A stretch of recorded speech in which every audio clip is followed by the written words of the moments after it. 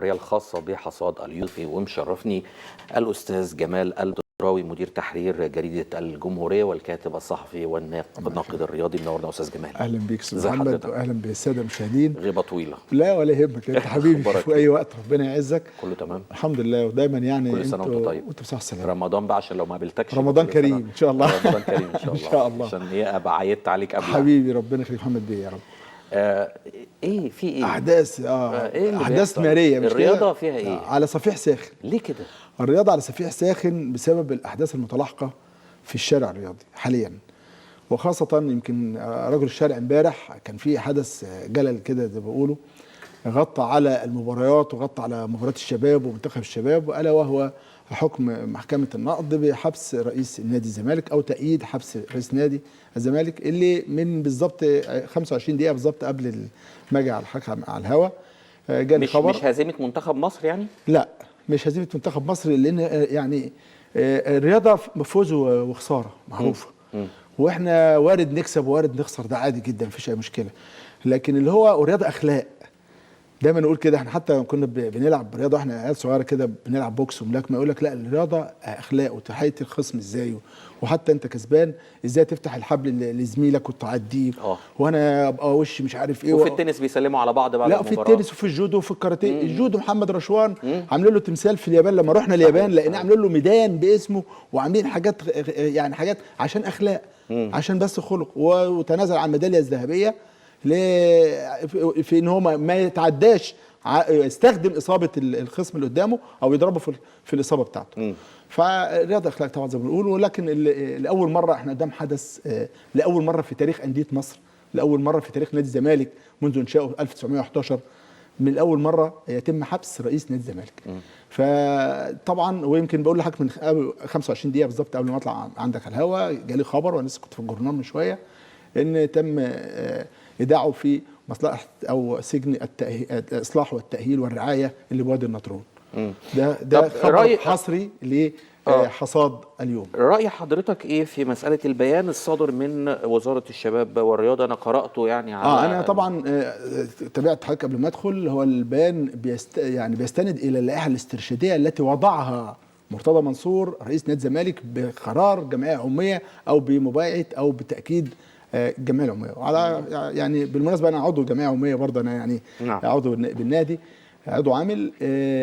هذه البنود اللي اتحطت، اللائحه الاسترشاديه اللائحه رقم 41، قالت ان طبعا يتم عزل اي عضو مجلس اداره اذا صدر حكم نهائي بات مقيد للحريه، زي ما حضرتك تفضلت وقريت اللائحه. صحيح. ده اللي استرشدت اليه اللجنه الاولمبيه. ما فيش واحد، عفوا انا مش عايز اقول بقى، يعني ما فيش مسؤول طلع لنا كده ذكر كده قال انا هقول واصرح كذا، خاف وقال لك صرح مصدر مسؤول. ما علينا مين المصدر المسؤول، لكن هو طبعا بيتخفى بحته ان في قرار من اللائحه الاسترشاديه بتقول كذا، فاحنا على هذا الاساس لن يعود مرتضى منصور الى رئاسه نادي الزمالك. ده اللي قاله بيان اللجنه الاولمبيه، ولم يذكر احد اسمه، لا رئيس اللجنه الاولمبيه ولا امين صندوق ولا نائب ولا اي حاجه. حضرتك تقصد انه في بيان اخر من اللجنه؟ بيان اخر من اللجنه الاولمبيه طلع وتصريح، بس دايما مجلس اداره الزمالك كان على خلاف فاصل، لا كان فاصل نفسه عن اللجنه الاولمبيه، لا. وكان كل شغله مع الوزاره، يعني اقصد مش اللجنه الاولمبيه تحديدا، لجنه التسويه والتحكيم. اولا كان كل شغله دي ثبت كمان ان هي عدم دستوريتها، يعني لجنه التسويه والتحكيم اللي ابتدعها رئيس اللجنه الاولمبيه الاخ هشام حطب، اللي ابتدعها هو ما ابتدعش حاجه. لا هو ابتدعها طبعا، لا قانون الرياضه، لا بعد اذنك، هو ابتدعها طبعا، احنا مش هناخد في الحته دي، لكن هو ابتدعها وعملها لحسابه او حب يعمل، وتم جمع بها اموال، تم عدم دستوريه هذه اللجنه او المحكمه الدستوريه اللي كان بيقولوا، المحكمه الاسترشاديه اللي كان بيقولوا عليها. فطبعا يعني كان لجنه التسويه والتحكيم، لجنه التسويه والتحكيم. فاللجنه هذه اللجنه طبعا ثبت فشلها او ثبت عدم دستوريتها قانونا. تمام. فهو طبعا كان بيتعامل، لا ما كانش بيتعامل معاهم، بدليل ان هو كان على خلاف دائم مع اللجنه الاولمبيه ورفع قضيه على اللجنه الاولمبيه. طب ايه اللي يخلي اللجنه الاولمبيه تصدر بيان؟ يعني الطبيعي ان وزاره، وهو حتى قال رئيس الزمالك قبل كده قال انا بتعامل مع وزاره الشباب والرياضه فقط. لا ما هو مش بمزاجه، ما فيش حاجه اسمها رئيس نادي بيحدد انا اتعامل مع مين، احنا في دوله ودوله قانون. لا، هو بناء على القانون يا فندم القانون بيقول لحضرتك اللجنه الاولمبيه هي الامبريلا، هي الشرعيه، هي القانون، هي اصلا بتحط اللوائح والقوانين للاتحادات والانديه. طب وليه هنا الوزاره اصدرت ما انا بقول لسيادتك وزاره الشباب والرياضه قالت هذا الراي واللجنه الاولمبيه قالت هذا الراي. الاثنين اجمعوا ان عدم بنفس يعني الاثنين طلعوا نفس الراي. لا نفس الراي، وحتى لسه الاستاذ محمد الشاذلي مدير مكتب الوزير برضو كنا مكلمينه من شويه قال لك نفس الكلام اللي احنا طب جماهير الزمالك منتظره دلوقتي بتفكر وقاعده بتتخيل مين اللي ممكن يدير النادي خلال الفتره المقبله لحين عقد جمعيه عموميه غير عاديه لنادي الزمالك؟ هو طبعا في نائب دلوقتي سليمان اللي احنا كنا بنتكلم وهدان النائب سليمان وهدان، وهو نائب عضو مجلس نواب في الاسماعيليه وعن الوفد وبتاع، يعني حد راجل محترم جدا، وهو اللائحه تم بتقول اكبر الاعضاء سنا. ده مما دعا ان الاخ خالد لطيف زميلنا الاعلامي طبعا ويعني احنا هنا في بيته زي ما بيقولوا في النيل الرياضه، هو كامين صندوق برضو قال طالب بان هو يبقى رئيس نادي الزمالك. طبعا يعني انا مش الطبيعي المدير التنفيذي؟ لا المدير التنفيذي لما يكون في جمعيه عموميه او دعوه لجمعيه عموميه، لكن في هذه الحاله لا، المدير التنفيذي ما يقدرش ما يخشش هو القصه دي خالص. لا انا بتكلم هو كمان حتى في قائم دلوقتي، في قائم باعمال مدير تنفيذي. مشكله نادي الزمالك عفوا يعني لائحته بتقول ايه نادي الزمالك في الحاله دي؟ الحاله دي ان بيتم اسناد للاكبر عضويه المنصب الى الاكبر عضويه. سليمان وهدان او النائب سليمان وهدان قال انا تم تكليفي تصريح رسمي لكل الصحفيين، ما قالش لمين، ما قالش من بس ما يقدرش يقول انا تم تكليفي سواء بقى من الوزير الدكتور اشرف صبحي وزاره الشباب والرياضه او من جهه ما. على اي الاحوال ومش من مهندس هشام حطب. لا هو مش مهندس على فكره، هشام حطب جيولوجي مش مهندس، ده راجل خريج علوم. يعني ده ما احنا لا اصل انا مش عايز مش همشي على الغلط، اقول مهندس لا ما ينفعش يقولوا غلط وانا اقول ماشي اوكي. لا انا بس انا صحفي بقى لازم اقول لسيادتك المعلومه يعني هو ليس مهندسا، هو مش مهندس، لا هو خريج اجازه كليه العلوم من جامعه كويتيه كمان مش من مصر، اجازه كليه العلوم من جامعه كويتيه ومعانا الاستاذ هشام حطب. الاستاذ هشام حطب يا سيدي ماشي يعني وله كل الاحترام والتقدير. طبعا كل الاحترام والتقدير، هو ده ما يقللش منه. الاستاذ هشام حطب مش هو اللي يكلف؟ ما ينفعش يكلف؟ لا هشام حطب برضه لا يكلف. مش هو الامبريلا بتاع الامبريلا؟ ما هو الامبريلا انديه كلوائح وقوانين لكن كجهه تنفيذيه حكوميه الوزاره يا فندم. الوزاره هي اللي بتحل. تمام. لان الوزاره هي الجهه الاداريه الاولى.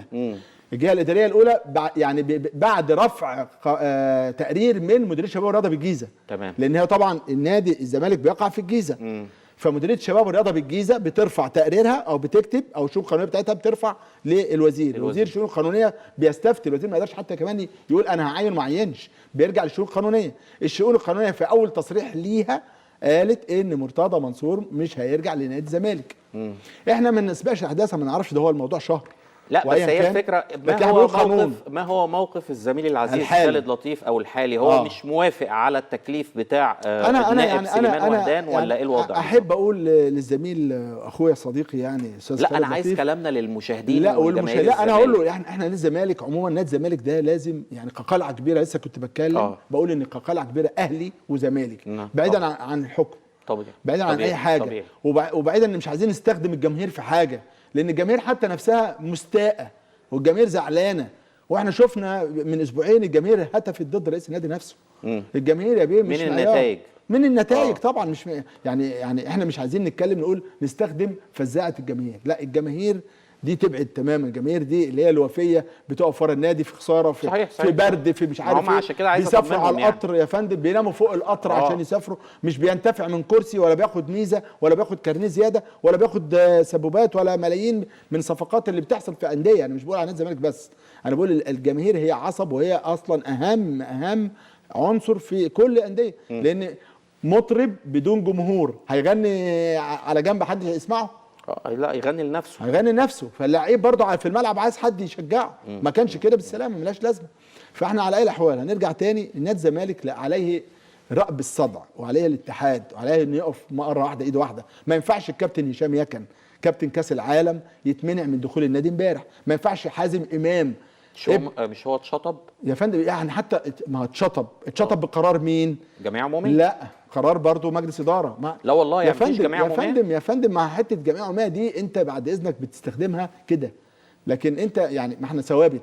ليه النادي الاهلي؟ طب ما هو النادي الاهلي لم يستطع شطب رئيس نادي الزمالك وخد حكم محكمه بالظبط كده، وعاد. حكم محكمه. امبارح هشام يكن او الكابتن هشام يكن رجع للنادي، الامن طب ما رفعش قضيه ليه؟ ما هو انا ما سالتوش فعلا، لكن انا بحكي لك عن اخبار، انا بتكلم أيوة. بوجه هديه بخبر، واقول ما ينفعش، لان في حاجات تنفع وفي حاجات لا ما تنفعش، وحاجات لا يعني لا يعقلها البشر. يعني كابتن حازم امام والده كان كابتن يكن حسين كان مدير عام النادي، العضويه رقم 3 وبعدين حاجه تانية يكن حسين وكابتن حنفي بسطان وكابتن، يعني الناس دي هي اساطين الرياضه في مصر، وصالح سليم، كابتن صالح سليم ورفعت الفناجيلي، الناس دي اسماء لن ولم محمد الجندي لم ولن تتكرر. ما ينفعش الرموز دي نهدها عفوا. يعني احنا بنبص للنادي ده تاريخ رياضي، انت تاريخك الرياضي ايه؟ حازم امام جده يحيى الحريه امام كبير يوران الملك، ابوه العميد حماده امام، يعني كان فوكس المخابرات المصريه وكان نجم، وحماده امام نص شعبيه نادي الزمالك منه، وكان مدير عام نادي الزمالك. يعني حازم امام ما يخشش نادي الزمالك، هشام يكرم ما يخشش، ايمن يونس مين يخش نادي الزمالك؟ كمان كابتن ايمن يونس؟ امال ايه؟ طبعا ممنوعين كل الناس دي. فاحنا دلوقتي عايزين نقول لا يا جماعه، يا اعضاء نادي الزمالك ويا اعضاء مجلس اداره الزمالك ويا مجلس اداره الزمالك، عليكم تتحدوا، ولازم تكون ايد واحده، ولازم تعملوا تبصوا لمصلحه النادي، ما تبصوش لمصالحكم الشخصيه. الكرسي زائل ايا كان. ده يعني صحيح. كابتن الكيان اهم. الكابتن يعني خالد لطيف طبعا جده الكابتن محمد لطيف النجم نعم. كبير، يعني مش عايزين نغفل حاجه، لكن في درجات وفي حاجات في احقيات. عايزين نقول الكبير كبير بفعله، والكبير كبير بمسؤوليه تجاه صحيح. النادي، مش كبير بسلطه او كرسي. طيب اتحاد الكوره برئاسه جمال محمد علي، الدكتور جمال محمد علي عكفوا خلال الاسابيع الماضيه دكتور جمال محمد علي على اعداد خطط علميه مدروسه من اجل الارتقاء بمستوى المدربين المصريين، الى جانب وضع معايير علميه يتم على اساسها اختيار مدربي المنتخبات الوطنيه. ايه هي المعايير؟ انا قلت اللي يملي عليا ضميري انه احيانا المعايير العلميه في المناهج اللي بتدرس في الجامعات والمدارس بتكون متاخره كثيرا تمام. عما تم الوصول اليه او التحديثات اللي حصلت بره. طيب. بتتفق معايا ولا تختلف؟ يعني انا اتفق واختلف. اتفق في حته واختلف في حته ثانيه. لما يكون الكابتن جمال محمد علي او الدكتور جمال محمد علي عميد كليه التربيه الرياضيه اسيوط، وهو دارس وراجل واخد دكتوراه على راسي لايبزيج، لا هو واخد من لايبزيج، واخد دورات، وراجل صعد باسمنت اسيوط، وليه تاريخ كبير جدا جدا في كره القدم، اكاديميك وفني. تمام. يعني فني ملعب واكاديمي. الراجل دون مش بغض النظر عن اي حاجه، تاخر كثيرا قيادته لاتحاد الكره، تاخر كثيرا لقيادته للحاجه دي. لا هو بيتكلم الكره دلوقتي بقت علم يا محمد بيه في كل العالم، ده اللي بتكلم وعلم تشريح وعلم قياسات، واللاعب ده ندي كام سرعه في الملعب، ويقدر يجري كام كيلو، وحاجات بقى علم قياسات مش فهلوه. مش زي زمان كده تلبس الستارز بتاع عم مجاهد اللي كان فيه مسامير ويقعد يخبط في نافوخه ويجيب جون وما يجيب. لا الكلام ده قديم. احنا بنتكلم في الحديث دلوقتي. هو طبعا الدكتور جمال محمد علي لا غبار عليه، ما اقدرش اقول ان هو لا كلامه صح مليون في المية. احنا كصحفيين بنلجأ له كأحد خبراء الكرة المصرية في تحليل العديد من المباريات وتحليل اداء اللاعبين داخل الملعب، سواء بقى بالمنتخب الشباب او المنتخب الاول المنتخب الاولمبي، كافه المنتخبات. فلما يكون حد زي ده بيحط استراتيجيه ويحط سياسه ومنهج لكره القدم وبيحط وفق المعايير الدوليه المحطوطه دي، نقول له شابوه واستمر ونقف وراه. لكن طبعا هتلاقي في حضرتك عناصر كتير جدا جدا هدامه، او في ناس اللي هم حزب الدكه. لا انا عفوا انا اللي يهمني في المساله احنا اللجنه الفنيه دايما يا باشا كره القدم المصريه، انا يهمني، احنا يهمنا مصر، ان لا ان الوضع العلمي اللي حضرتك او المعايير اللي هتقيس عليها او المسطره اللي هتقيس عليها تكون تمام. على مستوى اخر تحديثات بره. هو الراجل عامل ابديت لكل الكلام ده وهو مطلع جدا. وعلى فكره يعني ما فيش شهر او شهرين بيطلع يدرس في المانيا، بيطلع يدرس في الكويت، بيحاضر في الكويت، بيحاضر في المانيا، بيحاضر في هولندا، بيعمل معسكرات معايشه. انا عن نفسي بكتب عنه اخبار زي كده كتير جدا. والراجل كان عميد كليه تربيه رياضيه اسيوط، وبعد كده فتره ابتعد عن العماده، بعد كده عادته الدوله تاني عميد مره اخرى لتربيه رياضيه اسيوط، دكتور جمال محمد علي. فاذا الراجل ده بتعترف بيه جدا الدوله، احد علماء الرياضه في مصر. وتتلمذ على ايد كبار الناس، كابتن وحش، وتتلمذ على اسماء كتيره جدا جدا. ما نشوف يعني واحد عفوا مش يعني بدون خوض في اسماء تانية قبل كده، احنا جينا مره من المرات سهرانين كده في الجورنال. طب ليه ما يبقاش مدير فني للاتحاد؟ ده بقى دي يعني سياسات داخليه انا ما اعرفهاش. هو عفوا اتحاد الكوره طول عمره على راسه ريشه وليه قوانين لوحده وعزبه منفصله في الجبلايه، زي ما بقول لك 5 شارع الجبلايه. هو طول عمره كده. حتى في ناس يعني موروث داخل الاتحاد بدون ذكر اسماء وبدون خوض في حاجات كده ما لهاش علاقه كانت بكره القدم، بقت مراقبين مباراه، وبقت عشان حزب المجاملات والناس الحبايب، رجاله فلان بتاع بورسعيد والترتان بتاع الاقصر وحاجات من دي يعني. فاحنا مش هنقول اسماء، لكن الناس كلها عارفه بعض. واسكندريه وما الى والبحيره وطنطا والكلام اللي انت عارفه ده كله. فيعني احنا عايزين نقول يا جماعه بصوا لمصلحه مصر، نبص لمصلحه مصر رقم 1 و2 و3. ما تجيش بقى واحد كان بيشيل الشنطه، واحد بيودي البطاطس البيت، واحد يبقى يمسك مدير فني. ما ينفعش الكلام ده. عايزين نقول انتهى العصر ده. وخاصه الرئيس عبد الفتاح السيسي بيضرب بايد من حديد على اي ايد فاسد في مصر. فحتى كره القدم اللي هي بقت يعني الرياضه امن قومي، زي ما قال الرئيس عبد الفتاح السيسي ان هي امن قومي، فكيف تعبث بهذا الامن القومي؟ هي مسؤوليه اتحاد الكره. واتحاد الكره انت مسؤول عن لعبه شعبيه اولى في جمهوريه مصر العربيه ومن ثم في وطن عربي. واثبتت دلوقتي احنا فاشلين يعني، معلش عفوا. فين الرانكينج العالمي بتاعك؟ انت فين فيه؟ مفيش. انت في الرانكينج الافريقي برضو بتنزل. انت السودان دلوقتي بتغلبك، ودول يعني لسه طالعه امبارح في كره القدم بتغلبك. ما ينفعش الكلام ده. حتى تنظيم، مش تقليل. تنظيم الحفل الافتتاح كان يعني سيء جدا، متواضع جدا، تعبان قوي. وتروح تعمل ماتش اهلي وزمالك في دبي وتستفيد منه دبي، وتروح يعني حاجات يندى لها الجميل. لا، والنهارده الكاف ينقل مباريات المجموعه بتاعت اسكندريه لاستاد الماكس، وبعدين يقدم اعتذار للدول المشاركه. طب هل لم يستشعروا بخطوره الموقف كده؟ يعني انه يعني الاتحاد القاري يبدا يكتب اعتذارات للدول المشاركه، والبطوله بتقام عندي في مصر، واحنا ضربنا اعلى مثال ساعه الكورونا ونظمنا اعلى بطوله على مستوى افريقيا وعلى مستوى التاريخ كله. كاس افريقيه طبعا. طب يعني ازاي من الى يعني وكاس عالم يد، وكاس عالم يد وانبوبه وبتاع، والعالم كله يعني قاعد يشد بينا. ازاي الانتقال من الى بالشكل ده؟ يعني ازاي انا كنت كده وبقيت كده؟ يعني المجاملات يا صديقي. ما انت المجاملات، انا لسه كنت بقول حاجه بس حضرتك قطعتني فيها. بقول لك واحنا كنا مره في سهره في الجورنال، انت عارف المسا بنطلع طبعا بالليل الساعه 2 3، فجالنا كده اسم حد ان هو بقى رئيس اتحاد الكوره. يا جماعه رئيس اتحاد الكوره، فطب حد يعرفه؟ لا. طب جه منين؟ لا. طب عايزين له صوره، مش عارفين له حتى صوره. ففوجئنا واحد مش عارف مندوبنا في اسوان جاب لنا صوره منين، ان كان ماسك مركز شباب. ما هي دي بقى المشكله في كره القدم. دي مشكلتنا، المجاملات، وفلان بيجيب رجالته وبيجيب محلل. دي مصيبه كبيره جدا انك انت تجيب لي واحد بتحجز كرسي الى الدوره القادمه وبعد القادمه. حد ضامن عمره؟ انا ما اعرفش يعني. ما لسه بنقول اهو، لازم نبص يا جماعه الى مصلحه مصلحه البلد، مش مصلحه فلان وعلان وتبقى سبوبه. كره القدم كانت بتدار سبوبه كبيره جدا جدا. في ناس في اللجنه الاعلاميه بقى لها 18 سنه في اتحاد الكره ما بتعرفش تفك الخط، وعاملينها مدير الموقع مش عارف الكتروني ورئيس تحرير مجله ايوه طبعا يا بيه. الكلام ده معمول بورق الكلام ده. فيعني دي كوارث. لا مش فاهم بالظبط يعني مش عارف تفك الخط.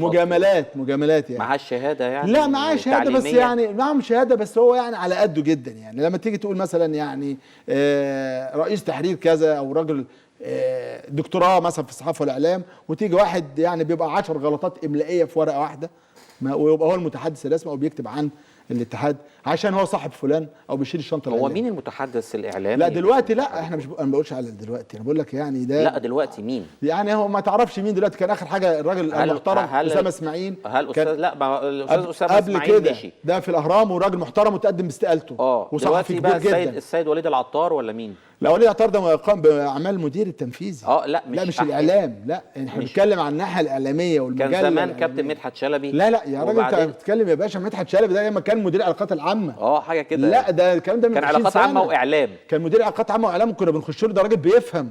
لا خلينا في، انا بقول فيما بعد ذلك. طب مش عايزين نقول اسماء عشان بس احنا ماشي الوضع ايه بقى دلوقتي؟ احنا برضو مش الوضع ايه، انا بقول لك انت اعذرني حزب المجاملات يا استاذ جمال، اعذرني لان انا ما دخلتش اتحاد الكوره من 2011 بس. لا ما انا بقول لك من 2011 ما دخلتوش. ما دخلتش اتحاد الكوره. آه. حتى بعد التجديد، كويس. حتى بعد الحريقه، حتى كويس. بعد تغير مجالس ادارات. كويس. وقلت انا مش هدخل الاتحاد ده الا لما اشوف يعني الدنيا فيها امل. لا ما فيهاش امل، لان كان في ناس زي ما بقول لك بتعامل بمنطق السبوبات. حتى صوت مصر في تنظيم كاس العالم بتاع قطر اتباع لدوله على حساب مصر. يعني ايه اتباع دي؟ يا حول الله يا رب. هو انت أنا مش فاهم، حضرتك أنا مش ما أعرفش. وسط لما جه التصويت. اه التصويت بتاع كاس العالم كان ايه اللي حصل؟ لما فتحوا الاظرف، لما احنا جينا احنا هننظم كاس العالم، لما خدنا 0 ده في جنوب افريقيا. جنوب افريقيا. اه انت نفسك صوتك ما كانش ليك، وتم ده؟ قال لك واحد. ايوه بيه، مش قال لك خدت صوت واحد بس مصر؟ وكان مين اللي مصوت لنا؟ انا مش فاكر بقى، انا مش فاكر. انا ممكن اجيب لك الشيت كويس عشان أوي. نشكره الحلقه يعني، الجايه نجيبها عشان إن شاء الله نشكره. الشيت. لكن اللي اقصده ان حد انتفع برضو من هذه القرعه، وانتفع من هذا الموضوع بان هو يبقى هو يمسك نقول ايه، تجديد استادات الالومنيوم بتاعه قطر. فتم بيع صوت مصر عشان مقابل هذا الرجل الاعمال لقطر. ألمونيوم. ألمونيوم بقى خلاص، ما هو المشاهد عارف وانت اكيد عرفت. طيب هو اصل انا انا رافقت كنت مرافق أيوة. لوفد الفيفا اللي كان بيراقب على ملاعب مصر قبل 2009. حلو. وكنت ماشي تقريبا ملاصق لجاك وارنر. كويس قوي. قال قال لك لك ايه بقى؟ بتاع ايوه ده. قال لك ايه الراجل ده؟ لا هو طلب رشوه صريحه وش كده من المهندس هنا ابو ريده. بس ايوه من المهندس هنا ابو ريده. لا وانا سمعته بوداني. تمام جدا. وايه اللي تم تظبيطه ولا لا؟ واسف انا سجلت له. طيب وتم تظبيطه ولا لا؟ لا. طب كويس. ليه بقى؟ مش ما كانتش في ايد المهندس هاني. ما كانش في ايده. هو بيطالب، مش بيطالب شخص. يعني جاك بيطالب وارنر دوله. طبعا بلد هتدوني كذا. الدوله مش هتتعامل في الاساليب دي. يعني على اي الاحوال احنا عايزين نقول ان دلوقتي اتحاد الكره محتاج لتظبيط الاوراق من جديد، محتاج اعاده هيكله من جديد لصالح العام. واتحاد الكره ما هو الا اتحاد من ضمن 24 اتحاد اولمبي تحت مظله اللجنه الاولمبيه وتحت مظله وزاره الشباب والرياضه. مش في جزيره منعزله زي ما هو فاكر، ومش ليهم طب قانون الرياضه عشان بقى ايه اريح نفسي انا خالص من القصه دي. قانون الرياضه رايح فين او التعديلات بتاعته؟ يعني اذا كان عند حضرتك معلومه يعني. حتى الان انا ما اعرفش حاجه. ماشي. ما حتى الان ما ظهرتش اي حاجه. هو اتقال ان هيتم التعديل وحتى الان لم يتم التعديل. صح كده؟ يعني يمكن ما فيش مش في جلسات بتتعمل من لجنه الشباب والرياضه عشان؟ ما فيش جلسات حتى الان. وحتى لجنه الشباب والرياضه وبيدرسوا تعديل مواد. لا انا ما حتى الان احنا كنا بندعى قبل كده. انا يعني دعيت وكان ليا شرف مشاركه في وضع قانون الرياضه. انا شفت الزميله سهى والزميله سماح عمار وعدد من الزملاء دول راحوا لمجلس النواب لجنه الشباب والرياضه مع محمود حسين اللي هو النائب محمود حسين اللي هو رئيس اللجنه عشان مناقشه التعديلات. تمام. احنا بقى اللجنه حتى الان لم يتم دعوه بشكل عام لكافه الصحفيين او كافه اللي هم المدراء مثلا او رؤساء. طب زملائنا راحوا يا فندم. انا بقول او زميلاتنا راحوا. ماشي. ما 2 أو 3 أو 5 أو 10. احنا المفروض كان الاول استاذ فتحي سند وكان استاذ مستكاوي وكنت انا وكان الصحفيين ما كانوش كل جورنال ممثل ب2 3 من 2 3 من قدام مثلا، علشان ما تتفاجئش بعد كده بحاجه. وبعدين عفوا يعني انت اللي حضرتك اللي هتكتب يا بيه. انا راجل صحفي بقالي 30 سنه مثلا. 30 سنه عفوا يعني. اي عضو مجلس اداره بيجي 3 4 سنين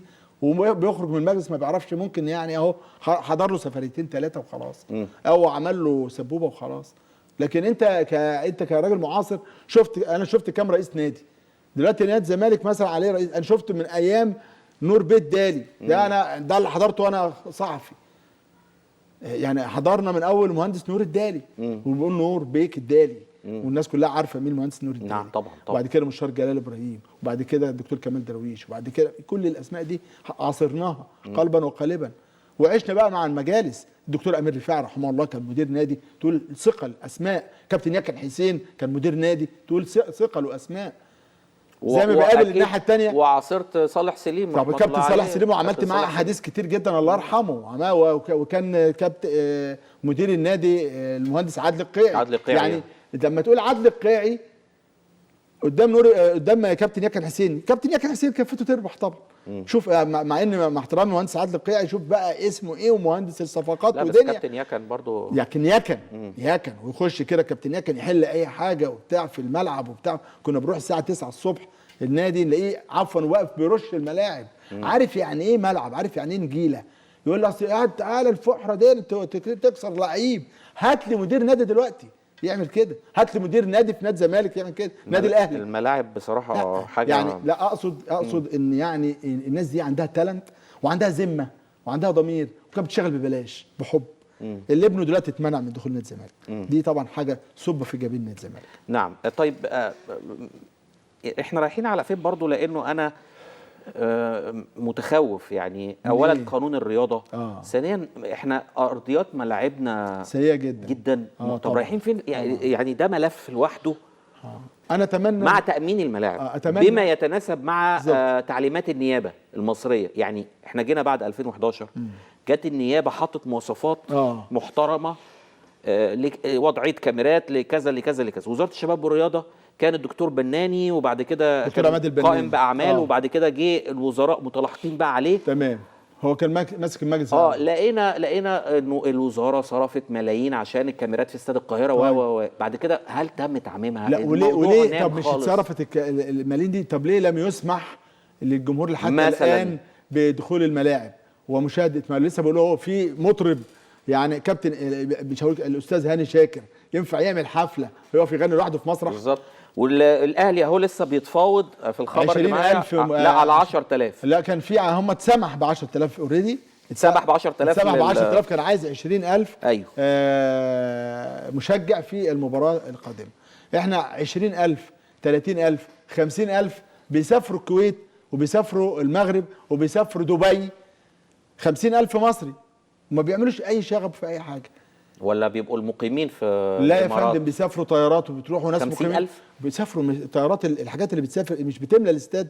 انت دلوقتي في المباراه لا اللي اعرفه ان هم بيبقوا المقيمين في الامارات. لا المقيمين زاد بيسافروا كتير جدا من مصر. بس مش 50,000. بتتعمل رحله. انا بقول على حضور على حضور المباراه نفسها. حضور المباراه نفسها 50 و60 كمان. انت 50,000 دول مش مصري. ممكن مثلا اللي بيسافر من هنا مثلا 2000 3 10 5 3 ايا كان وات ايفر. هو ده مصري وده هندي، ما كلهم مصريين. اللي هيعمل شغب ما دي طبيعه فينا كلنا بقى. صحيح.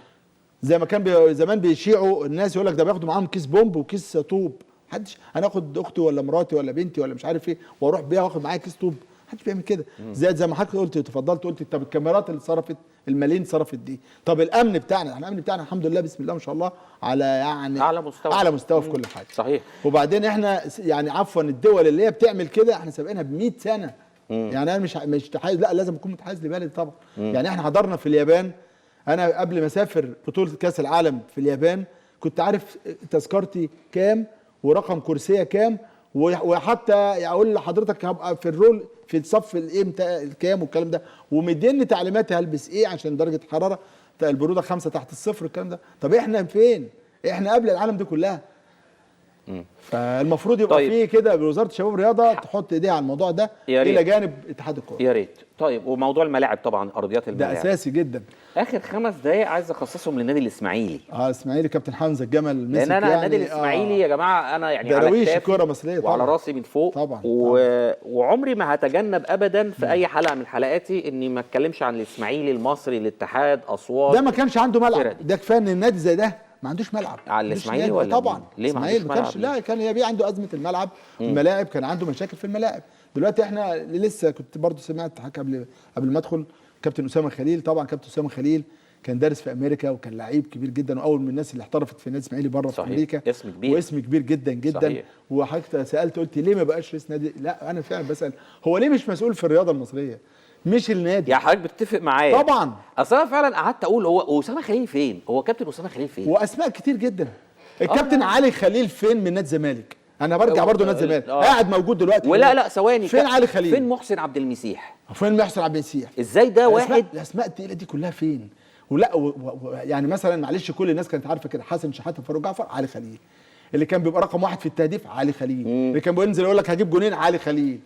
وكان بيجيب جونين فين وتآمروا عليه مش عارف مين ومين وخلوه سافر الامارات. يعني احنا يا جماعه عايزين نصفي النيه ونبقى الرياضه اخلاق، نرجع كلمه الرياضه اخلاق دي. رايك ايه في القرارات اللي خدها اللواء ابو بكر الحديدي طبعا المكلف برئاسه نادي الاسماعيلي؟ طبعا يعني قرارات كويسه جدا وصدفه اعلاء، وطبعا زي ما قلنا كابتن سيد بازوكا اسم كبير، كابتن اسامه خليل اسم كبير، حمزه الجمل المدفعجي، وعلى فكره واخدين اشرف خضر مدرب حراس مرمى عظيم جدا. ما بقول لحضرتك كده اولاد النادي بقى اللي هم يبقى هم قلبهم. وايمن الجمل وخالد القماش. وخالد القماش ده من واحد من الجهاز. يعني احنا عايزين نتكلم ان دول ولاد النادي اللي هم بيغيروا على النادي ده، يعني يشكر جدا جدا وقرارات تحسب له. يعني تطمئن جماهير النادي الاسماعيلي فيما هو مقبل، وان شاء الله ان هو في المركز قبل الاخير. لا ده يعني الاسماعيلي مش مهدد للهبوط. مش معقوله ان الاسماعيلي او اهلي او زمالك يلعب مظاليم، دي صعبه جدا. والاسماعيلي كمان يعني برازيل الكره المصريه كما يقال، ما ينفعش. بيمثل يعني مدينه ساحليه، بيمثل جمهور عظيم جدا، بيمثل ناس محترمه قوي. يمكن حضرتك قلت للاستاذ زميلنا علاء وحيد، يعني ده يعني بنبنيه الاعلام الرياضي في مصر، وحد يعني كان قيمه وقامه، وكان محدث اعلامي. ما حدش كان يتصل بيه والله ايه اللي في 24 ساعه. احنا صحفيين لما بنروح كنا اسماعيليه كان بنلاقيه حاجز لنا اماكننا. يعني والله يا استاذ جمال، لا انا مش بجامله والله يا استاذ جمال. هو انا بقالي على فكره بقالي اكتر من 15 سنه ما قابلتوش. بس وانا نفس الكلام. الحقيقه تقال في حق هذا الرجل، الانسان مننا سيره، والوسط بتاعنا كلنا عارفين بعض. زي ما قلنا كده، فلان بتاع الالمونيا وفلان بتاع طنطا عارفين مين، والاتحادات اللي بتاع ده انتخابات الكباب والكفته يعني الحاجات اللي معروفه دي، كل ده عايزينه يعني يندثر. احنا خلاص احنا البلد بتعمل جمهوريه جديده، فجمهوريه جديده ازاي بهذه العقليه العقيمه القديمه؟ جمهوريه جديده ازاي بدون اخلاق رياضيه؟ جمهوريه جديده ازاي بدون ملاعب؟ بدون صناعه نشء وصناعه بطل؟ جمهوريه جديده ازاي يا جماعه؟ انتوا بتشتغلوا ضد سياسه البلد. الناس دي بتشتغل ضد سياسه البلد فعلا. هل انتبه اخيرا اتحاد الكره او استشعر الخطوره على كره القدم المصريه بعد خروج مصر المدوي في الشباب؟ اكيد طبعا. هل استشعر؟ طبعا اكيد استشعر طبعا. وانت يا بيه انت بتتكلم عن ناس موجوده يعني يعني في الملعب اكتر منه ومن حضرتك. يعني احنا كصحفيين يعني عفوا هرجع تاني المثل، يعني مش عايز اقوله بس هقول برضه بدون ذكر اسماء. سافرنا مع احد مسؤولين الرياضه في مصر، فلقيناه واحد مصطحب زوجته معاه ورايح مش عارف ايه وبيعمل شوبينج، فسالنا وجايب ايفونات وجايب موبايلات وجايب بتاع. على حساب مين ده يا جماعه؟ قال لك على حساب الاتحاد بتاعه، هو الفواتير جاته مش عارف ايه والكلام ده. واحد زيه وقريب منه وكان مسافر معانا في ريو جانيرو في البرازيل في دوره الالعاب الاولمبيه الاخيره، ومسفر 6 اعضاء او 7 اعضاء مجلس نواب، مسفرهم برضه علشان يساندوه لما يحصل فشل او يكتبوا تقرير ان هو الراجل ده 100، وفعلا تم كتابة التقرير، وكان بيوزع ايفونات وكان بيوزع حاجات قدام. هو عموما كتبنا الجهاز المركزي للمحاسبات حسب طلع الكلام ده، وطلع بيان للمساله دي. انا بشكرك شكرا جزيلا استاذ جمال بدراوي مدير تحرير جريده الجمهوريه على حضورك النهارده وعلى المعلومات اللي حضرتك افدتنا بيها، وبشكر حضراتكم على حسن المتابعه، وفي امان الله.